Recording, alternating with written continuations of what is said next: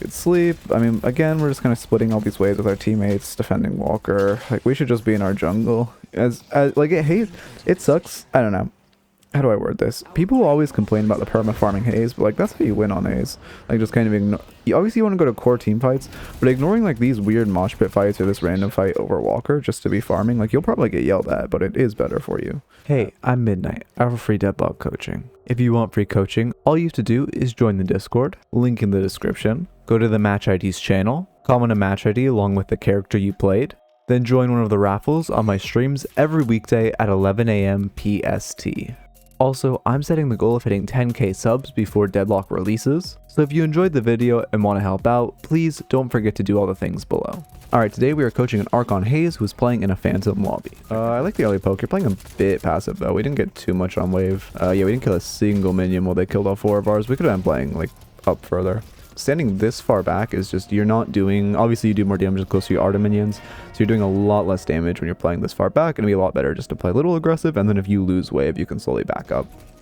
Leaving Dynamo in solo lane is greedy. Yeah, but like, I'm never gonna encourage someone to solo lane because solo laning is fucking miserable. I know we're just trying to stack fixation, but we really should, like, I don't know, you're doing like what, 20, 30 damage, like 50 if you're lucky to the, when you're poking like that. It's better just to be shooting the minions and farming a minion, because the quicker you kill a minion, the less chance they have to like set up for a deny or have time to run. I mean, at this point they can run box routes, but in future time to run a box route or anything like that. So it would be better just to shoot the minions than go for that kind of menial poke at the very start. Also, we're next to shop with 500. We should be shopping at this point. Like there, yeah, you did 36 damage on the poke, which is fine now because there's no wave to shoot. But like in general, if you're choosing like 36 damage over shooting wave, it's pretty bad. I mean, yeah, 22 damage there. But we should just be shooting these minions, and we should be buying, which will also help us a lot. I'm gonna buy like basic mag or something. Okay, there. She let us sack fixation. So that's the type of thing. We did get rewarded for it. But oh.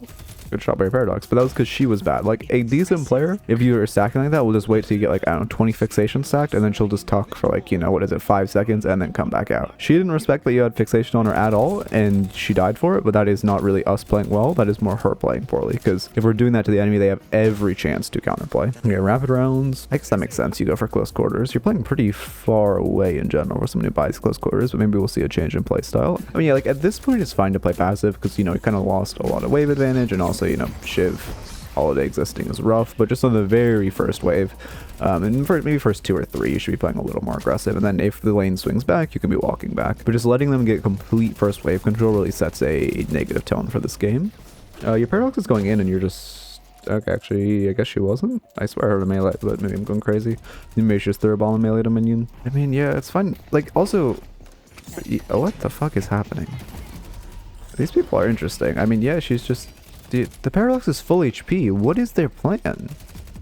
I mean, you're winning because you're boring them to death on the bright side. They're making, like, really poor mistakes because they're bored since you're sitting behind tower all game, which, I mean, like, this lane is fucked up, so it's like, you know, it's fine to play hyper passive, but, like, I mean, I guess we just count ourselves lucky that they seem to be, I don't even know what you call this.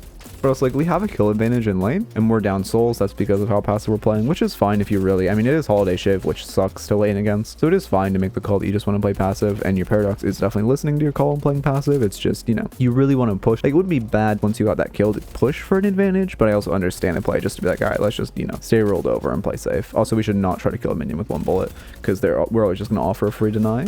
To be honest, I had no idea what Holiday was doing the whole game. Yeah, she seems... might be like... I don't know, she seems lost. Okay, yeah, we're gonna go on Holiday. Great sleep. Wow, it's unfortunate she managed to hit that bounce pad. I like the ults. We should probably cancel ult and leave now.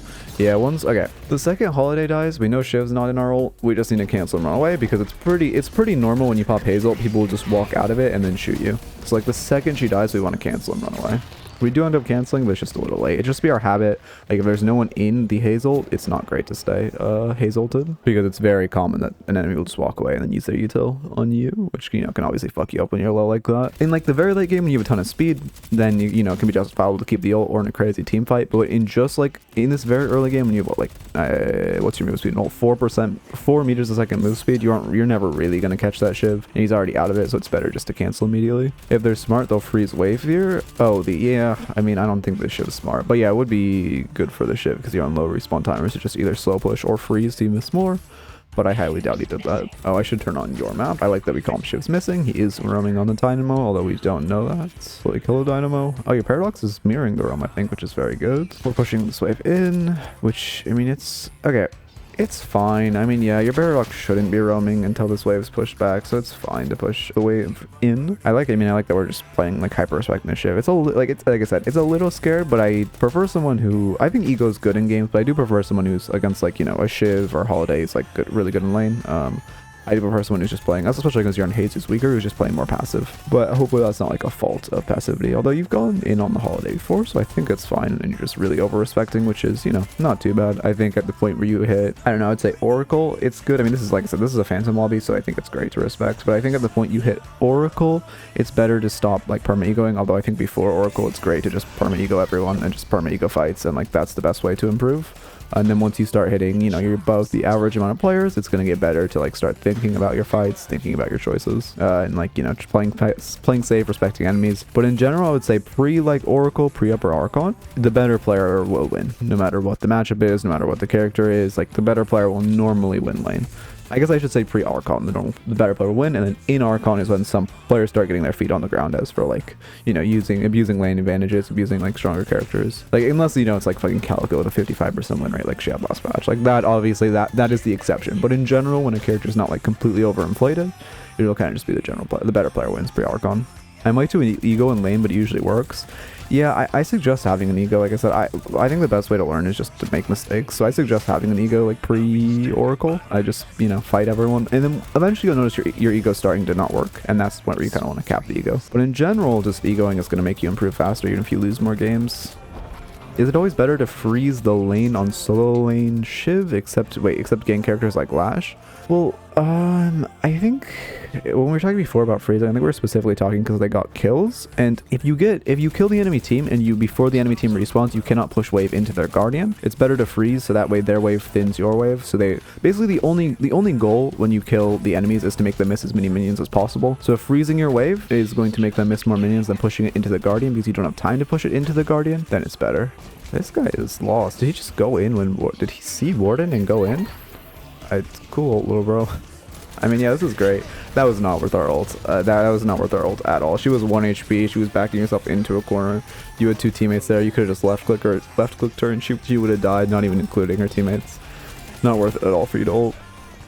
There's Shiv double dash, just hitting us for our half our HP bar. I do like fighting Shiv. Okay, your Paradox is going in and you're leaving. That's not good. I think the call to back off from Shiv is fine, but I think you need to calm that to your Paradox.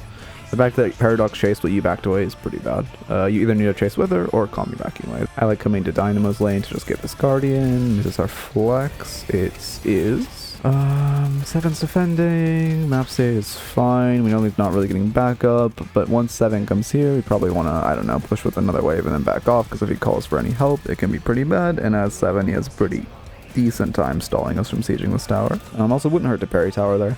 Just keep your wave alive for a little longer. I think people over parry in general, and I think it's sometimes good not to parry if you want your Guardian to thin wave, or their Guardian to thin the wave. But what the fuck was I saying? Oh yeah. Wait, this is fine. Oh, I love the double jump to dodge Lash, and yeah, Krill's there to pick them up perfect. But oh. Okay. The fucking flying Lash. Damn, that was pixel perfect. You must have been spamming that. But I was gonna say, in that situation, you really want to keep your wave alive, so that way you can keep sieging little 7s there trying to stop you. Because also the second he gets ball back up, he could just, you know, deny a full wave. Where are we gonna head? I mean, we can farm tier 3s. We are a Haze. I wouldn't mind to see a farming arc for a bit. I feel like we're playing a little fixated on getting kills. And I mean, you know, we're doing well, obviously. We're very fed. We are also a Haze at the end of the day who just, you know, loves to farm. Yeah, there we go. Perfect. In what situation is it better to let the wave thin? So say you kill both enemies and you're sieging the Guardian and you know it's dead. Like both enemies are respawning and coming back, and you know you can kill the Guardian before they arrive or right as they arrive. Then it's better to let the wave thin. In that situation, it was better to parry the Guardian because there was only one minion, and if that minion died, they could no longer shoot Guardian. But if it had been a full wave of 4 minions and the 7 wasn't there, it would have been better not not to parry Guardian. So that way the tower, well, no one was there to pick up the souls. The tower would have killed as many minions as possible. But because the 7 was there, it didn't really matter if the minions died to the tower or not. It's just when no one's around and you know you can, and you don't need the minions to siege the tower, or there's enough minions that there's like an excess or overflow. I mean, I like coming to this fight. We are Haze, and we are, oh wait, no, it's Urn. Never mind, I'm sorry, a little distracted. This is great coming here then, because Urn, we're still trying to fight. We are very isolated. We need to try to walk out. Yeah, we smoke bomb away. That's perfect. I like that we called it dead when we did. Second we see shit behind us, we know we're kind of fucked, so we just back off. Perfect.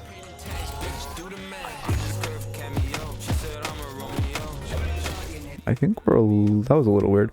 Okay, we are kind of autopiloting to the mosh pit. I think I see why we are, like, we're good, but I think we're a bit too fight hungry, and especially a bit too mosh pit hungry when we are Haze. Obviously, you know, mosh pitting isn't great on any hero, but especially Haze just loves to farm. You just want to like go camp to camp to camp. We can farm these tier 3s at this point. Like 15-minute Haze doesn't do it crazy fast, but doesn't do it crazy slow either. So it wouldn't hurt to clean the tier 3 up. That's really, I mean, only the camps on our side of the map are tier 3s.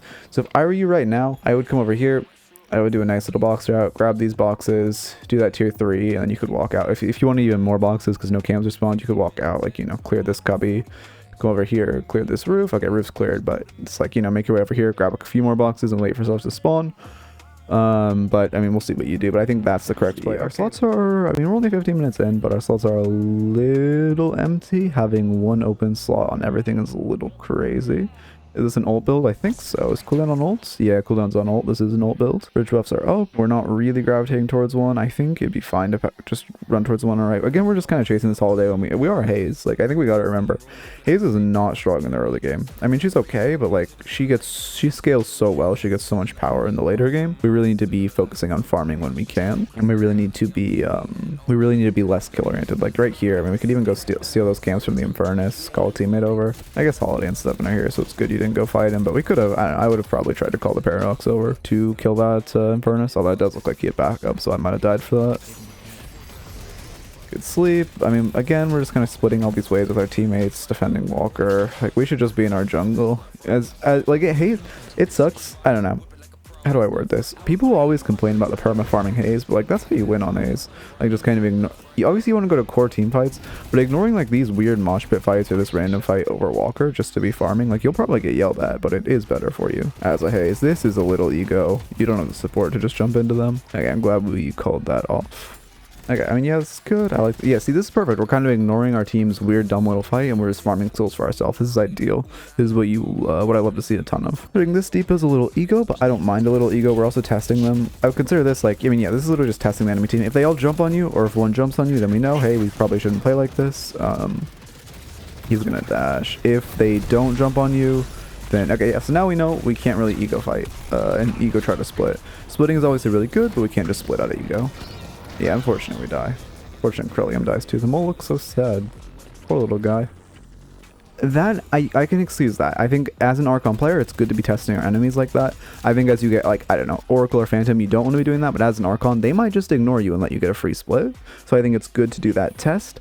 However, I think now we should not see an ego split again. Now we only want to split when we see the enemies doing something great. Sleep, fuck up Lash. I like the Zolt, getting him in a close area. Warp Stone to keep him in it. Perfect. Staying on the Holiday. I was gonna say don't walk into the 7 ball. Yeah, we just need to kill 7. He's the only one on their team left. I don't know why we're afraid of him. If he lives, that's pretty criminal. We are very, very afraid of a 7. Which 7 is scary, but like he's scary in 3 seconds after his stun ticks. If he just places the stun on you, he's not as scary. This is a bit risky with Infernus Lab. We have 500 HP. What do you mean? Yeah, but 7 doesn't. Does he have ball? Actually, he might have. He probably has charges at this point. No, yeah, he doesn't have charges. So 7 didn't have ball because he used. I guess he only used 1 charge. But I don't know. No stun 7. I'm not that afraid of personally. Unfortunately, we missed the. Oh no, yeah, they got it. Unfortunately, we missed the sleep. We should have been I don't know. So it's kind of hard. The only people who can really zone Infernus on your team is you and Paradox, although Paradox didn't have ult, so she only really has her pseudo stun and wall. And then I guess Dynamo didn't drop his ult. Oh, never mind. Actually, that was a good call. Dynamo's just... Wait, was Dynamo there? Oh, Dynamo's here. Okay, yeah, that's not on you. Dynamo should have just pressed ult. T-Ego didn't press it. That's not on you. I think we should have been a little more ready to zone with our sleep, just to sleep that Infernus, but also, I mean, Dynamo should always just ult there. I don't know why he didn't, but it's all good. The two things you could do differently there, though, look to zone the Infernus with a sleep, and then just call for your Dynamo. Be like, hey, Dynamo, can you ult on top of this when you see Infernus is alive? Because I would say Infernus is definitely the easiest character to stay rejuve on. I don't think there's a character, well, when he is ult up, obviously, but I don't think there's a character or an ult that does more for stealing rejuve, so we always need to be guaranteeing the rejuve when Infernus is alive somehow, either with Dynamo ult or looking at Krill ult to zone or something like that.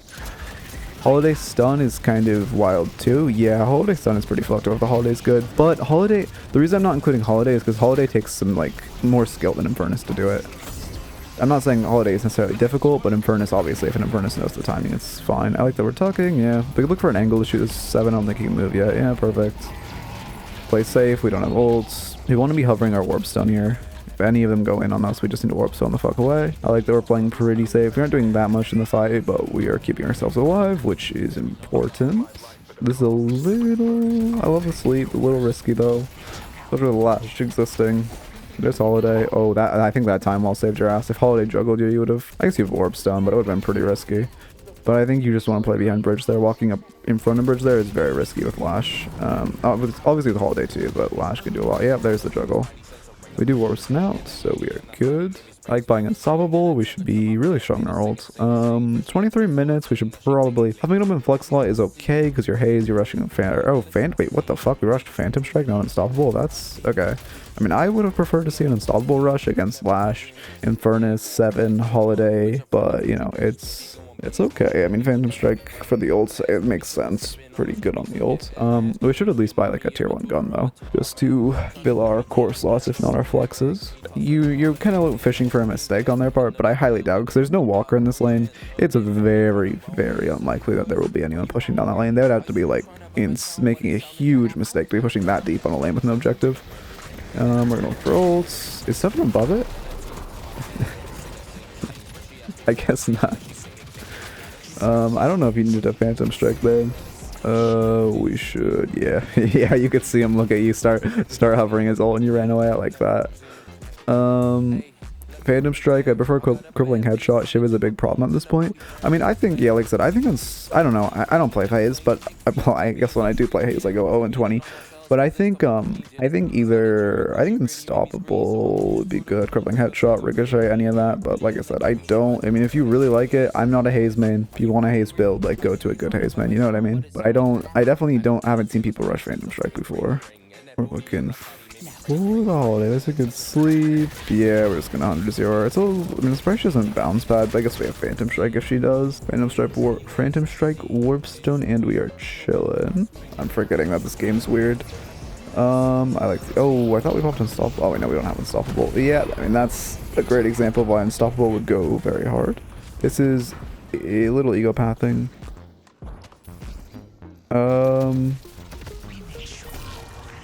We could have Phantom Striked her. Like, we'd probably end up dead, but it would have helped. Yeah, I mean, she probably still would have just killed us, but it would have at least given us a chance. We were kind of out. Yeah, that as well. We kind of just didn't walk out. Let's see the exact... I mean, I like turning to the right because you're afraid she's directly behind you when you're pathing away. Let's see, where is that exactly? Like, I like this turn right because you're afraid she just shot you, so you're afraid she's directly behind. But if we need to commit to this, we need to, like, walk along this wall and get out. Or if we want to do some... there's some weird shit to do. We just need to walk along this wall and get out. There's no real reason to go back in and try to fight. Or if we are, we need to use Phantom Strike to at least give us a very small chance. With the ult build, Sling Bullets is pretty good. And Kinetic Dash can be a slot filler. Oh, yeah, which can literally be built into Arcane Surge. That makes sense. That makes sense. Yeah. Oh, yeah. It would be great if it was Sling Bullets or Kinetic Dash. Good call from the Haze mains. Thank you, Starmunch. Yeah, I definitely think there are better things to put in the slot. I don't think we need to ult Infernus there. We have Warden behind us. We have Dynamo there. I think it's kind of, I mean, I know we have superior cooldown on our ult, so it's not crazy high cooldown, but I still think it's not great to ult them. Also, we have a lot of open slots at this point. I know we're rushing another tier 4, but like, let's at least put some tier 1s in our slots if we're going to keep them this open. 3 open slots at 30 minutes in the game is pretty rough, especially considering you haven't used a single flex slot or even filled your cores, which means like every game you're playing, you're going to be at 1 open core and 1 open flex slot at 26k in the game, which is pretty rough. I like that we're pathing for the...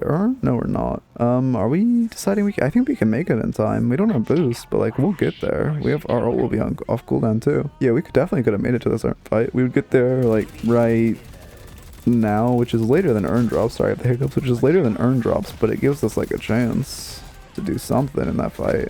I think we're split pushing. Yeah, I mean, the idea is to split push, but I think it would have, I don't know. You need to call your team off if you're going to split push, which I don't think your team's coming off. And Seven's respawning, so he'll probably respawn to you. And your team, I mean, they cleaned up. I would be surprised if Seven's not here, though, to stop you from splitting. Okay, it's Calico, but same difference. I think it would have been better to, holy shit. We should use Phantom Strike to disarm her. I think you're a little afraid to use your... Oh my god. I think you're a little afraid to use your Phantom Strike. Unfortunately, he has Unstoppable. Sleep would have been big. You gotta remember, you're using Warp Stone to stay on him, which is good for the bolt resist, but you gotta remember Phantom Strike disarms the enemies and slows them. Like, that's very, very big. A 50% movement slow and a disarm is so big for keeping that Calico, like, suppressed. We're boosting. I don't think we should go to this fight. Yeah, we're not. That's good. We're just going to... I wouldn't mind splitting this middle wave, because we're staying by the urn, but we're also splitting towards a walker. Well, this lane doesn't really have a walker to split. Because I don't think we can solo contest this, unless you're calling for your whole team to TP over. You could probably just have slept the urn off of him. Yeah, we didn't use our sleep knife there. I don't really get why not. Okay, he's egoing. Nice. Don't think we need to use Phantom Strike there. Where's the Calico? Could Calico just leave? Alright. I guess you don't complain. I mean, that was... I mean, I don't know. That was good, but not really, because... I mean, that was more they played really, really, really poorly and dumb by it. Because Calico was there. Shouldn't really do anything. On top of that, they shouldn't be solo running Urn. Their team should be there to help. But, I mean, you got it, so that's good. I don't really know, like... I mean, that worked. You were there. Probably shouldn't be running into... I mean, I worked. I don't know. It does feel like that was very much their mistake and not you playing well, though. But you capitalize off of it, so I can't really critique that. I like getting the walker.